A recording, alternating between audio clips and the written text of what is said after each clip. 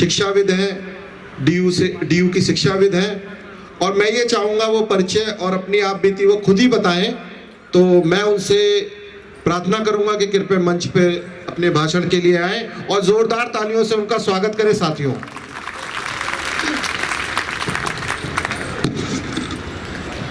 सभी को जय भीम। मंच पे सभी सम्मानित जनों को जय भीम। अब क्या बोले, सबने सब कुछ तो बोल ही दिया, लेकिन एक बात पकड़ ली मैंने।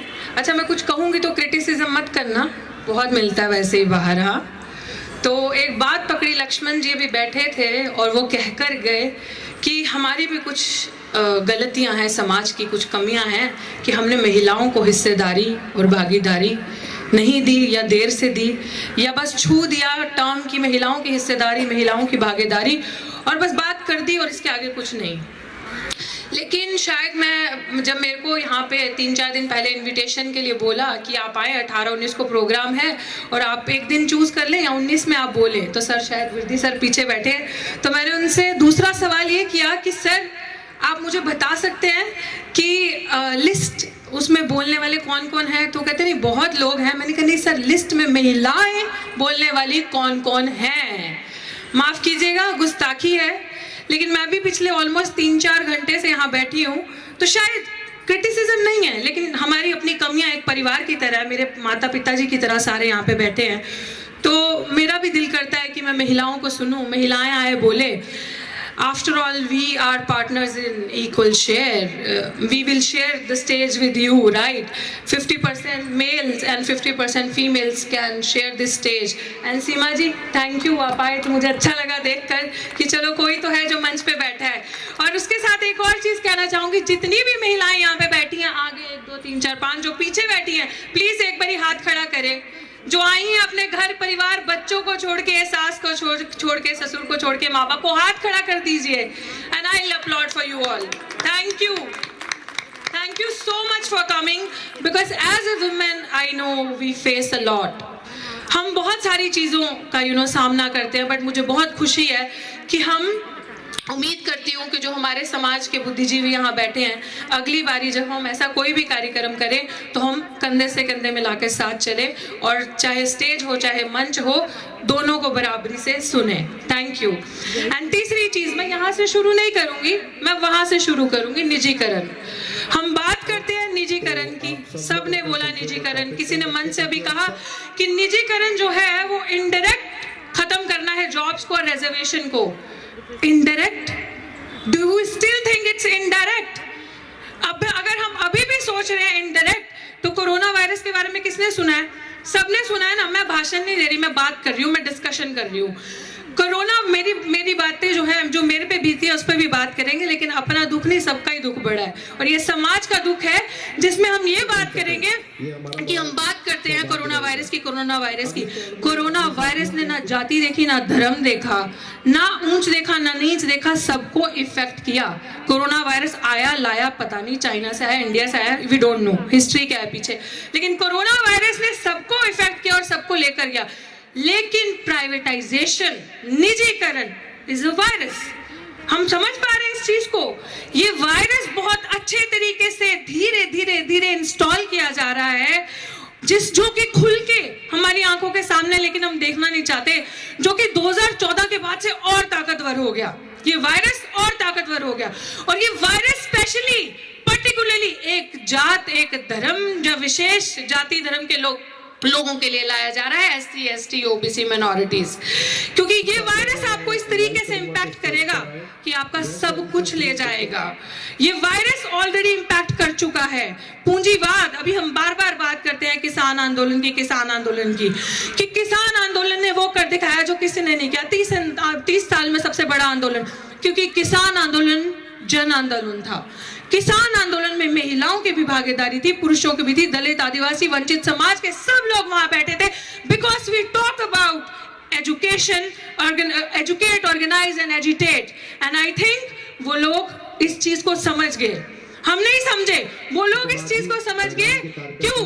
बिल पढ़े, एजुकेशन से बिल पढ़े, समझे और उनको लगा कि अब हमें ऑर्गेनाइज होने की जरूरत है क्योंकि हमारा कुछ नहीं छोड़ेगा, वो ऑर्गेनाइज हुए, उन्होंने एजिटेट किया, उनके 700 से ज्यादा किसान शहीद हो गए। हमने बहुत वहां भूमिका निभाई थी, हम वहां दिन रात बैठे रहे क्योंकि हम समझ गए थे कि जो लोग ये समझते हैं अभी भी घर में बैठे, मेरा क्या, बैंक प्राइवेट हो रहे हैं, मेरे घर का थोड़ी कुछ हो रहा है, मेरा क्या जा रहा है, रेलवे का है, मेरे घर का थोड़ी कुछ जा रहा है, मेरा क्या जा रहा है, किसी इंस्टीट्यूशंस का निजीकरण हो रहा है, मेरा क्या जा रहा है।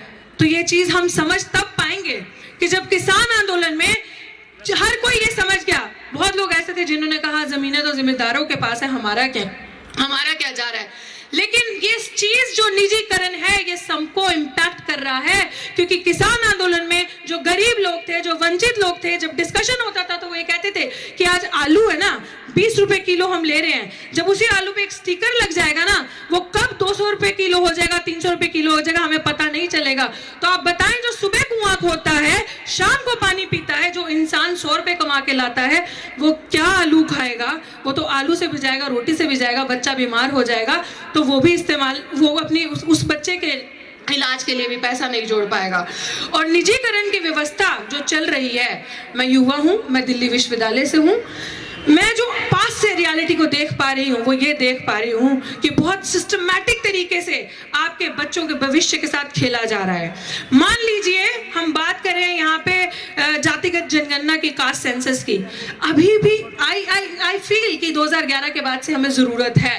ठीक है, कागजी पत्थर में जरूरत है, संसद में आवाज उठाने की जरूरत है, उठाएं, लेकिन हम क्या करेंगे अगर हम सड़कों पे नहीं आएंगे, जन से लाभ नहीं लाएंगे, आपसी एक डिस्कोर्स पैदा नहीं करेंगे? तो आपको लगता है is it possible? It's clear that we are 90%। It's clear that, मान लीजिए ये जन सलाह पूरा देश है, 130 करोड़ आबादी और ये 10% वो लोग बैठे और पीछे 90% लोग बैठे। ये 90% लोग जिनको वोट का अधिकार है, ये 90% लोग जो आधे से ज्यादा देश बनाते हैं, ये 90% लोगों ने क्या गलती करी? ये 90% लोगों ने वन वोट वन वैल्यू की जो पावर है, ताकत है, उसको ना समझा और वो वन वोट वन वैल्यू किसी एक ऐसे 10% लोगों के हाथ में दे दिया जिनके हाथ में आपने कलम की ताकत दे दी, कलम दे दिया। बहुत दुख के साथ मुझे ये आज यहाँ खड़े होकर एड्रेस करना पड़ रहा है। इस चीज को समझिए, जिनके हाथ में 10% जो लोग हैं जिनके हाथ में कलम की ताकत है, वो आए दिन ऐसी नीतियों पे साइन करते हैं जो रिजर्वेशन विरोधी है, जो आपके SC/ST एक्ट को डिल्यूट करती हैं, जो सिस्टम के अंदर बैठ के उसी कलम का सहारा लेके आपके काबिल बच्चों को, किसी की कोई मजदूर का बच्चा है तो मैनुअल स्कैवेंजर का बच्चा है, वो माँ बाप मेहनत से आके वहां पे आते हैं और उनके बच्चे पढ़ते हैं और वो इंटरव्यू के अंदर 1 मिनट के अंदर आपके बच्चे को NSF घोषित कर देते हैं, नॉट फाउंड सूटेबल। रिजर्वेशन में आपकी सीटों पे नॉट फाउंड सूटेबल करके वो और लोग बैठ के आपकी सीटों पे पढ़ा रहे हैं। क्या हम अभी जागेंगे कि नहीं जागेंगे? आप इंटरव्यू में नंबर ला रहे हैं 100/100 में से 90 रिटन एग्जाम में, और आपके बच्चों को इंटरव्यू में नंबर दिए जा रहे हैं 1, 2। वो सिलेक्शन कमेटीज जो बाय डिफॉल्ट गलत है, जो खुद ही सिलेक्शन कमेटीज जो वहां बनकर बैठी हैं कि हमसे बड़ा गुणी कोई नहीं है, वो खुद में विफल हैं, खुद में निकम्मी सिलेक्शन कमेटीज हैं, उनके अंदर खुद का ज्ञान नहीं है, because they all come from, उनके कोई ना कोई जो गॉडफादर होते हैं वो इंटरव्यू या सिलेक्शन कमेटीज में बैठे होते हैं, उनका सिलेक्शन उस तरीके से होता है। हम लोग मेहनत करके जाते हैं, हम लोग मेहनत करके बैठते हैं, लेकिन हम इस अधिकार को कब समझेंगे, इस ताकत को कब समझेंगे? क्योंकि आप लोग, आई थिंक आज जनरेशनल गैप यहाँ पे है, यहाँ पे मंच पे आई थिंक 70-80 साल के लोग भी बैठे हैं मुझे लग रहा है, और कोई 20 साल के भी है बच्चे, आई थिंक 10-12 साल के होंगे, एक जनरेशन गैप दिख रहा है। We are in 21st century and we still are strategising. अब क्या करें, कब करें, बहुजन भाईचारा कब बढ़ेगा? अभी भी अगर if we think that there is a time that we still need to think कि okay we'll do tomorrow, या मेरे घर नहीं, आग तो उसके घर लगी है, I'm sorry, we are mistaken। सब कुछ चला जाएगा हाथ से और कुछ नहीं बचेगा, और गुंडागर्दी से, तानाशाही से आपके बच्चों का शोषण ऐसे ही होता जाएगा। आपके बच्चों का सबसे बुरा हाल हायर इंस्टीट्यूशंस में है। हायर एजुकेशन प्राप्त करने का कौन है यहाँ पे? हाथ खड़ा करो अगर इस रियलिटी को नहीं मानते, क्योंकि मैंने PhD थीसिस उस पर लिखी है। हायर इंस्टीट्यूशन में सिस्टमैटिक तरीके से आपके बच्चों के ऊपर आरोप लगा के किसी ना किसी तरीके से स्ट्रेटेजाइज करके बाहर निकालेंगे।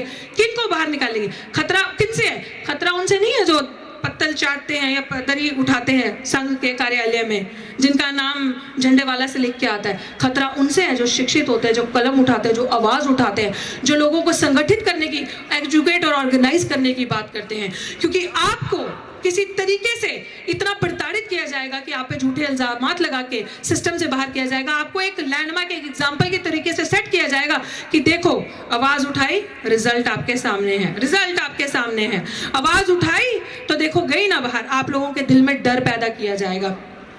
जैसे उनको लगा कि मेरी आवाज़ बंद कर देंगे, जो मेरे साथ हुआ। अगर आप लोग मेरा YouTube चैनल है या मेरी कहानी थोड़ी बहुत सुनी है तो आप परिपक्व होंगे। बहुत अच्छे तरीके से मुझे दौलत राम कॉलेज से बाहर निकालने की साजिश करी गई, और उस साजिश में जब उनको लगा कि समाज के कुछ लोग आकर प्रोटेस्ट करने लगे मेरे लिए, या उनको लगा कि लड़की डर जाएगी, दब जाएगी, बोलेगी नहीं, तो बाहर निकाल दिया जाएगा, अगर एग्जाम्पल सेट कर दिया जाएगा।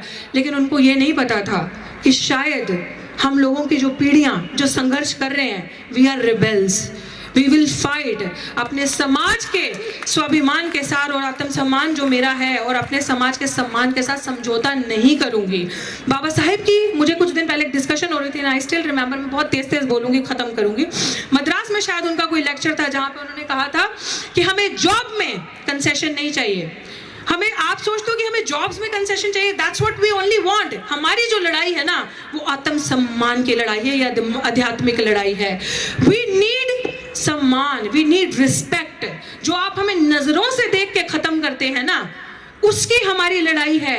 हमारी लड़ाई है रूलिंग एलीट में आने की। जब तक हम रूलिंग एलीट में नहीं आएंगे, दैट इज नॉट पॉसिबल कि आप सोचेंगे बराबरी मिलेगी, दैट्स नॉट पॉसिबल।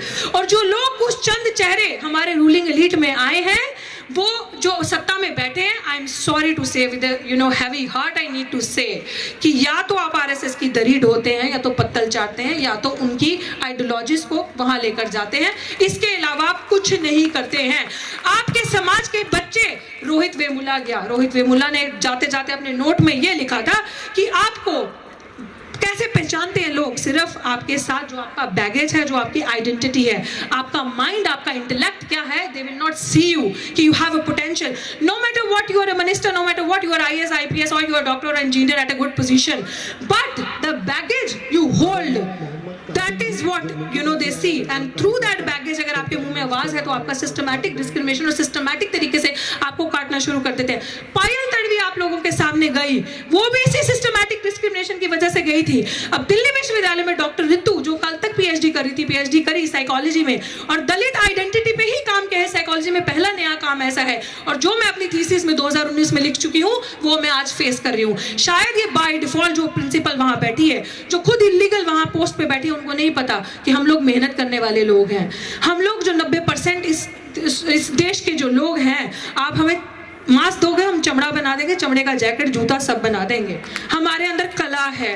और 90% लोगों को आप जाकर देख लीजिए, हम क्यों मेहनत करें, हम क्यों मेहनत करें, डेटा कलेक्ट करें, सर्वे कीजिए, बोले इन्हें सर्वे कीजिए, 10% लोगों का सर्वे कीजिए, और देखिए वो 10% लोग देश की बड़े बड़े बिजनेस टाइकून्स बन के बैठे हैं, बड़े बड़े बिजनेस संसाधन उनके पास है, और 90% लोग जनरेशन टू जनरेशन अभी सिवर में उतरते हैं। बच्चा, बाप, आगे आने वाली जनरेशन भी सिवर में बैठी है। तो what we have in our hand, सिर्फ हमारे पास एक ही चीज है, जो आई थिंक इन्होंने कहा है कि सामाजिक परिवर्तन के अंदर अगर हम सोचें कि बहुजन एकता हो, अपनी महिलाओं को सम्मान दें और हाथ से हाथ मिलाएं, और ऐसी मीटिंग्स खाली symbolically, I know it's a very good initiative, और बहुत अच्छा लगा कि हम लोग सारे इस मंच पे एक साथ इकट्ठे हुए हैं, और मुझ जैसी छोटी हस्ती को भी अपने आप सबके बीच में बात कीजिए प्लीज, आप सबके बीच में, हाँ सर थैंक यू, बात रखने का मौका मिल रहा है थैंक्स।